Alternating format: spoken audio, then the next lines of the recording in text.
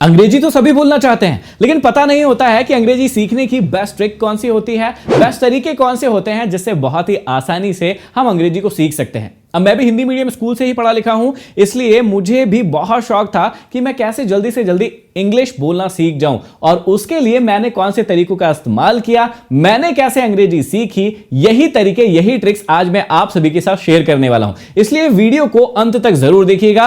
यदि हमारे चैनल पर नए हो, सब्सक्राइब कर लीजिए, शेयर कर दीजिए इस वीडियो को जिसको इस वीडियो की जरूरत है, और लाइक किए बिना तो बिल्कुल भी मत जाइएगा। तो आइए शुरू करते हैं। ऐसे तरीके बताने वाला हूं जिससे आप घर बैठे बैठे बहुत ही आसानी से अच्छी अंग्रेजी बोलना सीख सकते हैं। देखिए, सबसे पहले मैं आपको तैयार कर देता हूं अंग्रेजी सीखने के पहले कौन कौन सी चीजों के लिए आपको तैयार रहना है। एक्चुअल में अंग्रेजी सीखते वक्त पूरी प्रोसेस में आप 3 फेज में रहेंगे। पहला फेज वो फेज होगा जब आप अकेले होंगे, अकेले स्पेलिंग सीख रहे होंगे, ग्रामर सीख रहे होंगे और अकेले ही अपने आप में बोल रहे होंगे। दूसरा फेज वो फेज होगा जहां पर आपके 5 या 10 दोस्तों का एक ग्रुप होगा, 10 या 15 लोग होंगे और उनके बीच में आप स्पीच दे रहे होंगे, जीडी कर रहे होंगे या फिर अंग्रेजी बोल रहे होंगे। लेकिन तीसरा फेज जो है वो सबसे महत्वपूर्ण है और उसी के लिए आप अंग्रेजी सीख रहे हैं, और उस फेज में पूरी दुनिया आपके सामने आ जाएगी और उनके साथ आप इंग्लिश में कॉन्वर्सेशन करेंगे, बातचीत करेंगे या फिर अपने इंग्लिश को एक्सप्रेस करेंगे। अब इन तीनों फेजों में सबसे इंपॉर्टेंट होता है पहला फेज, और वहीं से हम शुरुआत करते हैं। देखिए, सबसे पहला तरीका जो कि आपको इंग्लिश और किसी भी लैंग्वेज को सीखने के लिए सबसे महत्वपूर्ण है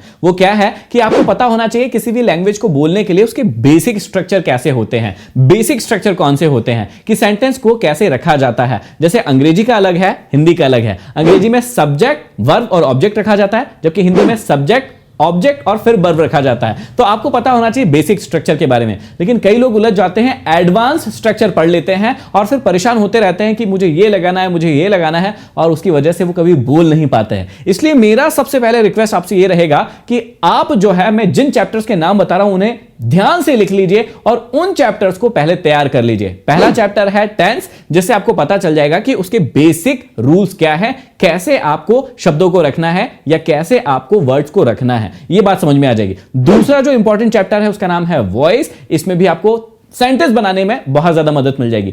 तीसरा जो इंपॉर्टेंट चैप्टर है वो है प्रीपोजिशन, इसको भी आप याद कर लीजिएगा, इसको जल्दी से तैयार कर लीजिए। और चौथा जो इंपॉर्टेंट चैप्टर है उसका नाम है कंजंक्शन। तो ये 4 चैप्टर यदि आप बहुत ही आसानी से सीख जाते हैं, और क्योंकि बहुत ही आसान है, इसे सीखना कोई कठिन नहीं है, इसलिए आप आसानी से सीख जाएंगे, तो आप जल्दी से पहले लिस्ट बना लीजिए इन 4 चैप्टर्स की, इन्हें जल्दी से तैयार कर लीजिए। इसके अलावा मैं आपको सजेस्ट करूंगा अभी बेसिक में कोई भी और चैप्टर मत उठाइएगा, इन 4 चैप्टर्स को पढ़ लीजिए, उसके बाद हम आगे बढ़ते हैं। दूसरे नंबर पर आपको क्या करना है, अपने आप से पूछना है कि आपको अंग्रेजी सीखना क्यों है। क्योंकि देखिए, इंग्लिश बहुत अलग अलग मकसदों से सीखी जाती है। किसी व्यक्ति को इंटरव्यू देना है, उसके लिए इंग्लिश सीखना है। किसी व्यक्ति को कंपनी में काम करना है, उसके लिए सीखना है। किसी व्यक्ति को अंग्रेजी इसलिए सीखना है ताकि वो अच्छी अच्छी किताबें पढ़ सके इंग्लिश में। किसी को मूवीज देखने के लिए अंग्रेजी सीखना है। तो हर व्यक्ति का इंग्लिश सीखने का पर्पस अलग अलग हो सकता है। जैसे आजकल बहुत सारे बच्चे हैं जो कंपटीशन एग्जाम की तैयारी के लिए अंग्रेजी सीखते हैं, तो उस व्यक्ति को अंग्रेजी बोलना चाहे आए या ना आए उससे कोई फर्क नहीं पड़ेगा, क्योंकि तैयारी में उसे डिस्क्रिप्टिव इंग्लिश आएगी और उसी को सीखना उसके लिए जरूरी है। तो उसे बोलना आए या ना आए उससे कोई फर्क नहीं पड़ता है। तो सबसे पहले अपना पर्पस जानिए कि आपको अंग्रेजी सीखना क्यों है।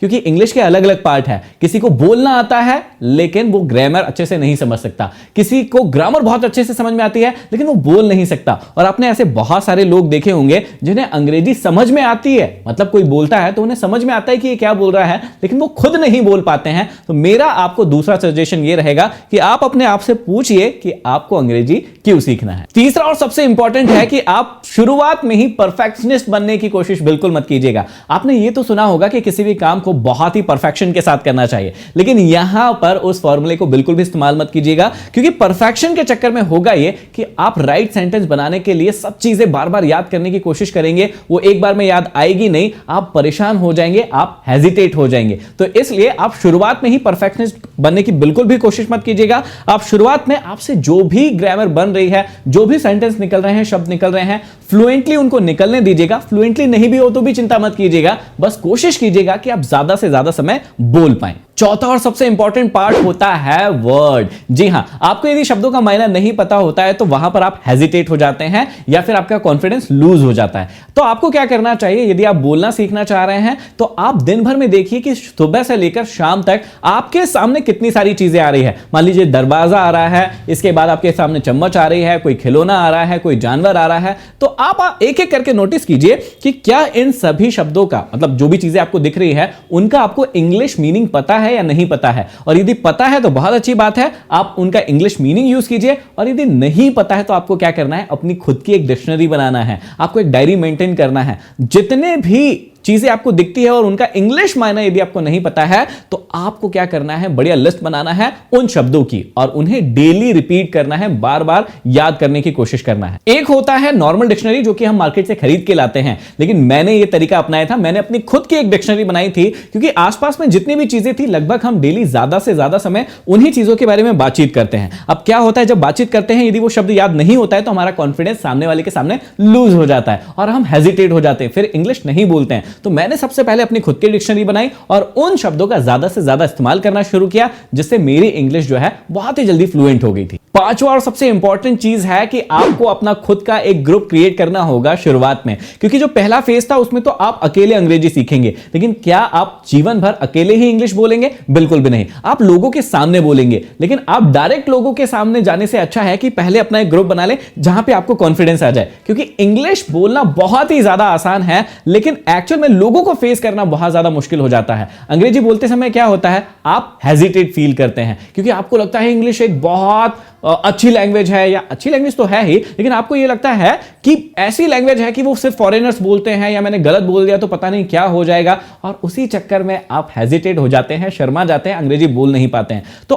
पहले आप क्या कीजिए, जो लोग आपको पसंद करते हैं, जो लोग आपको कॉन्फिडेंट फील करवाते हैं, ऐसे लोगों का ग्रुप बनाइए, चाहे वो 2 लोग हो, 5 लोग हो, 10 लोग हो, 15 लोग हो, उनका एक ग्रुप बनाइए ताकि आप उनसे बार बार अंग्रेजी में बातें कर पाए। यहां पर एक सजेशन ये रहेगा कि उस ग्रुप में ऐसे किसी भी व्यक्ति को मत डालिएगा जो बार बार आपकी टांगे खींचता है, आपको नीचा दिखाने की कोशिश करता है या आपकी बार बार गलतियां बताता है, क्योंकि शुरुआत में ही यदि आपने ऐसे व्यक्ति को अपने ग्रुप में डाल लिया तो आपका कॉन्फिडेंस आगे बढ़ने की बजाय नीचे आ जाएगा। इसलिए ऐसे व्यक्तियों को अपने ग्रुप से उस टाइम के लिए अवॉइड कीजिएगा। अब आता है इसके बाद सबसे इंपॉर्टेंट पार्ट। यहां पर आपको क्या करना है कि आपको थोड़ा सा बेशर्म भी बन जाना है, क्योंकि कई बार ऐसा होगा कि आप लोगों के सामने बोलने से कतराएंगे, हेजिटेट होंगे, शर्माएंगे, लेकिन यदि आपको अंग्रेजी या फिर कोई भी लैंग्वेज सीखना है तो आपको थोड़ी सी बेशर्मी भी अपनाना पड़ेगा। उसे होगा ये कि आप लोगों के सामने कॉन्फिडेंट बन जाएंगे, बहुत ही आसानी से जो भी शब्द आ रहा है, चाहे वो सही आ रहा है चाहे गलत आ रहा है। अब कई बार क्या होता है कि आपने कपिल शर्मा को भी देखा होगा कि कई बार वो गलत शब्दों का प्रोनाउंस कर देता है, कई लोग उसके ऊपर हंसते भी है, लेकिन वो खुद ही अपना मजाक उड़ा लेता है शब्दों को लेकर, क्योंकि उसे पता है कि यदि लोग मेरा मजाक उड़ाएंगे, मैं हेजिटेट हो जाऊंगा तो सीख नहीं पाऊंगा। और वही तरीका आपको भी अपनाना है कि यदि लोग आपके शब्दों पे हंसते भी है तो कोई दिक्कत नहीं है, आपकी वजह से कोई व्यक्ति यदि हंस रहा है तो वो तो बहुत अच्छी बात है। तो आपको क्या करना है, बिल्कुल बेशर्म हो जाना है, जैसे कपिल शर्मा हो गए हैं या कई लोग होते हैं सीखने के लिए, और जब आप सीख जाएंगे तो वही लोग आपको अप्रिशिएट भी करेंगे। इसके बाद अगली टिप बहुत ही इंपॉर्टेंट है, जो कि एक ट्रिक भी है और जिसका नाम है WSL के तरीके का आपको इस्तेमाल करना है। WSL का मतलब क्या होता है? W मतलब होता है राइट, S मतलब होता है स्पीक और L का मतलब होता है लिसन। जी हां, अंग्रेजी को सिर्फ आपको बोलना ही नहीं है, आपको लिखना भी सीखना है, क्योंकि जब ऑफिशियल काम होंगे या फिर आप किसी कंपनी में, बड़ी कंपनी में जॉब करेंगे तो वहां पर आपको मेल भी लिखना होगा या फिर लिखित में भी आपको कुछ चीज देनी पड़ सकती है, तो आपको लिखना भी आना चाहिए। मतलब आपको लिखने की भी प्रैक्टिस करना चाहिए, मायनों को याद भी करना चाहिए, मीनिंग को याद भी करना चाहिए। दूसरी चीज है कि आपको सुनने की भी प्रैक्टिस ज्यादा से ज्यादा करनी चाहिए, क्योंकि आप सिर्फ लिखेंगे नहीं,